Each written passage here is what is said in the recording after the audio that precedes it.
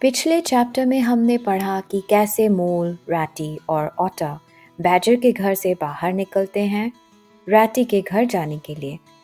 लेकिन अभी आगे रास्ता बहुत खराब है क्योंकि स्नोफॉल होने वाला है। तो रैटी और मोल तेजी से चलने लगते हैं, लेकिन रास्ते में मोल को अपनी घर की खुशबू आती है तो वह इमोशनल हो जाता है। रैटी बिल्कुल भी वक्त नहीं गंवाना चाहता था और जल्द से जल्द घर पहुंचना चाहता था, लेकिन मोल का हाल देखकर उसे उस पर दया आती है और वे दोनों मोल के घर जाने लगते हैं।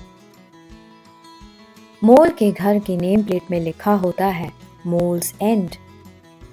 वे दोनों घर के अंदर जाते हैं तो पाते हैं कि घर तो बहुत गंदा पड़ा था। दोनों मिलके मोल के छोटे से घर की सफाई करते हैं और आग जलाकर खाने के लिए बैठते हैं। सरदीन एक तरह का फिश होता है और उनके पास खाने के लिए छुटपुट कुछ और चीजें निकल ही आए थे।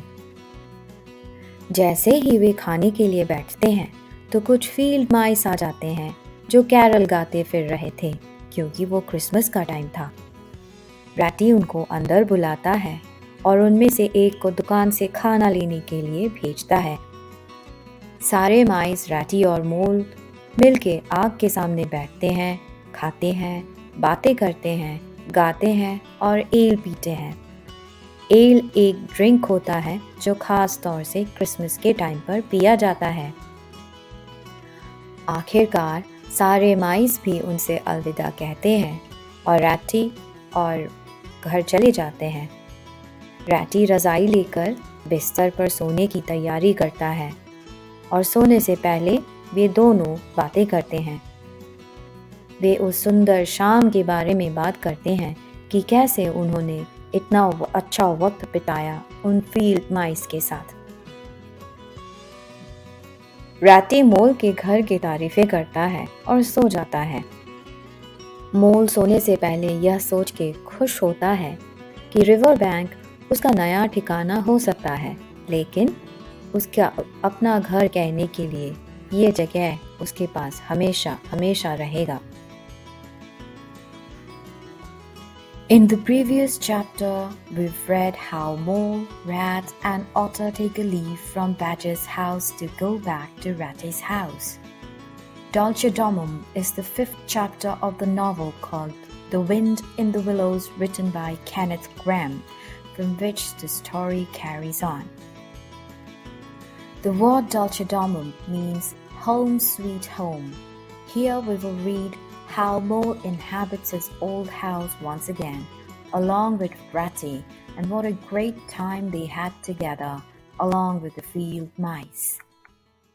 Mole and Ratty continues walking hurriedly as it was time for snowfall and it would be unsafe and impossible for them to move ahead if the snowfall occurred.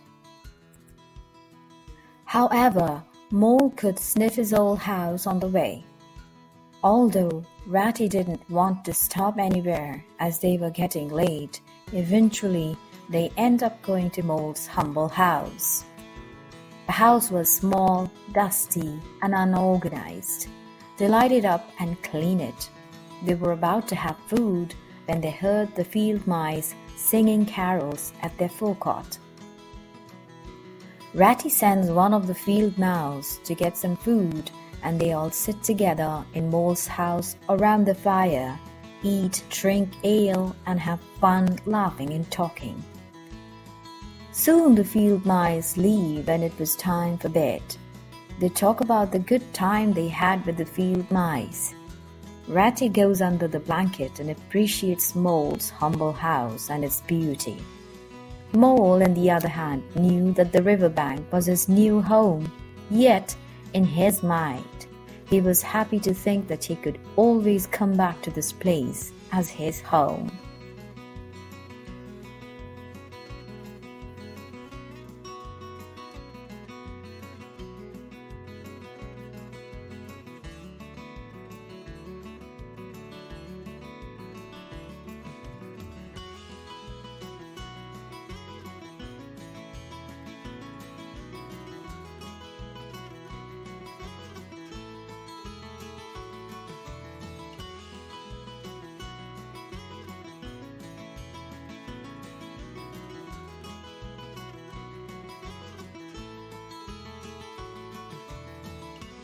In the previous chapter, we've read how mole, rat, and otter take a leaf from